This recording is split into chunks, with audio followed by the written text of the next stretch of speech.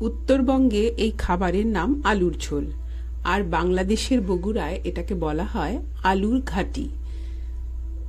যে যেই নামেই বলুক না কেন, রেসিপিটা কিন্তু একই। আর খেতে এই আলুর ঝোল বা আলু ঘাটি খুবই সুস্বাদু হয়। নমস্কার, স্বাগত জানাচ্ছি ফ্লেভারস অফ কলকাতায়। সাথে আছি আমি নন্দিনী। আসুন শুরু করি আমার আজকের রেসিপি আলুর ঝোল বা আলু ঘাটি। আজকের এই আলু ঘাটি বা আলুর ঝোল আমি ডিম দিয়ে বানাবো।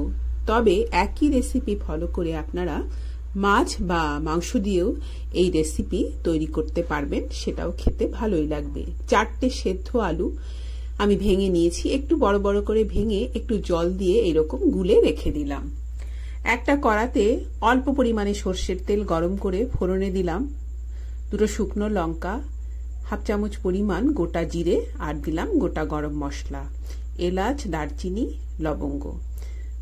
ফোড়ন গরম তেলে সুন্দর করে ভেজে নিয়ে দিয়ে দিয়েছি বড় সাইজের একটা পেঁয়াজ কুচি। পেঁয়াজটা যখন এরকম সোনালি করে ভাজা হবে তখন এর মধ্যে আমি দেব 1 চা চামচ পরিমাণ রসুন বাটা আর 1 চা চামচ পরিমাণ আদা বাটা। আদা রসুন বাটাটাকেও পেঁয়াজের সাথে খুব ভালো করে ভেজে নিতে হবে যাতে এর কাঁচা গন্ধটা চলে যায়।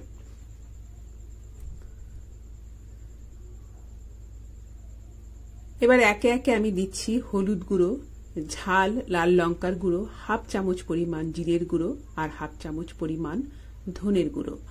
অল্প করে জল দিয়ে এই মশলা খুব ভালো করে কষে নেব।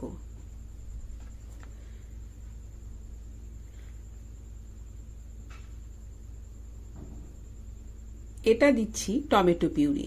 টমেটো পিউরি করে আমি ফ্রিজে রেখে দিই, সেখান থেকেই দিলাম কিছুটা পরিমাণ। আর কালারটা সুন্দর অ্যাডজাস্ট করার জন্য দিলাম কিছুটা পরিমাণ কাশ্মীরি লঙ্কার গুঁড়ো। আবারও সমস্ত উপকরণ খুব ভালো করে কষে নেব। এবার দেব আলু, যে আলু সেদ্ধ করে আমি এইভাবে জল দিয়ে একটু গুলে রেখে দিয়েছিলাম, সেই আলুটা দিয়ে দিলাম। ফ্লেমটাকে মিডিয়ামে রেখে মশলার সাথে আলুটাকে অনেকটা সময় ধরে কষে নিতে হবে বা ভেজে নিতে হবে।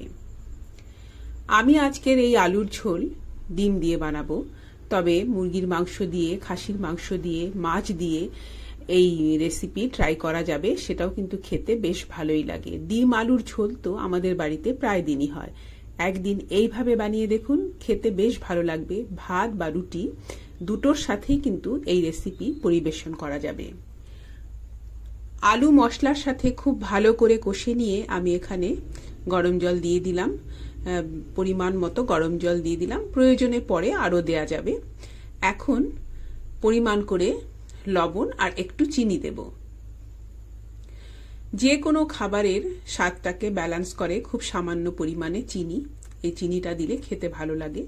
কেউ যদি দিতে না চান, না দিলেও চলবে। এবার ঢেকে দেব। আর এই দিকে আমি ডিমের অমলেট বানিয়ে নেব। সেই জন্য একটা প্লেটের মধ্যে আমি কিছুটা পেঁয়াজ ও কাঁচা লঙ্কা নিয়ে নিয়েছি। পরিমাণ করে লবণ দিয়ে প্রথমে পেঁয়াজটাকে একটু মেখে নেব। তার মধ্যে এবার এই পেঁয়াজের মধ্যে দেব পরিমাণ করে ডিম। আমি এখানে 3টে ডিম নিয়েছি। আপনারা 3টে, 4টে, 5টা আপনাদের প্রয়োজন মতো ডিম ব্যবহার করতে পারবেন। প্যান গরম করে তেল দিয়েছি। এবার আমি এর মধ্যে অমলেট তৈরি করে নেব। ডিম দিয়ে যদি আপনারা এই আলু ঘাটি বা আলুর ঝোল তৈরি করেন, তাহলে অমলেট করেই ডিমটা ব্যবহার করবেন, সেটাই খেতে বেশি ভালো লাগবে।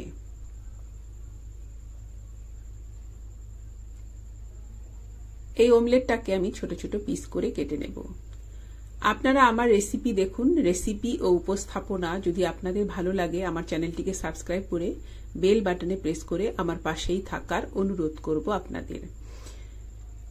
আমার চ্যানেলে আমি খুব সহজ সাধারণ রান্না আপনাদের সাথে শেয়ার করে থাকি। আশা করছি আমার রেসিপিগুলো আপনাদের ভালো লাগবে। ডিমের অমলেটগুলো তুলে রেখে দিয়ে ওই প্যানটার মধ্যে আমি আবারও কিছুটা তেল দিলাম। এবার দিয়ে দিলাম ছোট সাইজের একটা পেঁয়াজ কুচো করে কেটে নিয়েছি, সেটা দিয়ে দিলাম। পরিমাণ করে একটু লবণ দেব। পেঁয়াজ সোনালি করে ভেজে নেব। খুব বেশি লাল করে কিন্তু পেঁয়াজ ভাজতে হবে না। এইরকম পর্যায়ে যখন আসবে তখন এর মধ্যে আমি 3-4টে কাঁচা লঙ্কা দিয়ে দেব।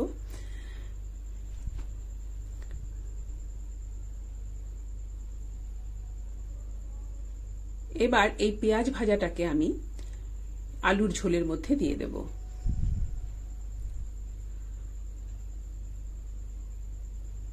এই সময় চেক করে দেখে নিতে হবে লবণ, ঝাল, মিষ্টি সবকিছুর পরিমাণ ঠিক আছে কিনা।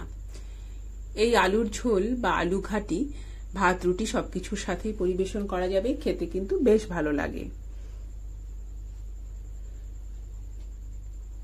ভেজে নেওয়া পেঁয়াজটা দিয়ে দিলাম, আর শেষ পর্যায়ে আমি দিয়ে দিলাম বানিয়ে রাখা অমলেটগুলো। ভালো করে ফুটিয়ে নিয়ে আমি ফ্লেমটাকে অফ করে দেব। তৈরি হয়ে গেল উত্তরবঙ্গের বিখ্যাত খাবার আলুর ঝোল। আবার বাংলাদেশের বগুড়ায় এটাকে বলা হয় আলু ঘাটি। আজ এই পর্যন্তই। আপনাদের অনেক অনেক ধন্যবাদ।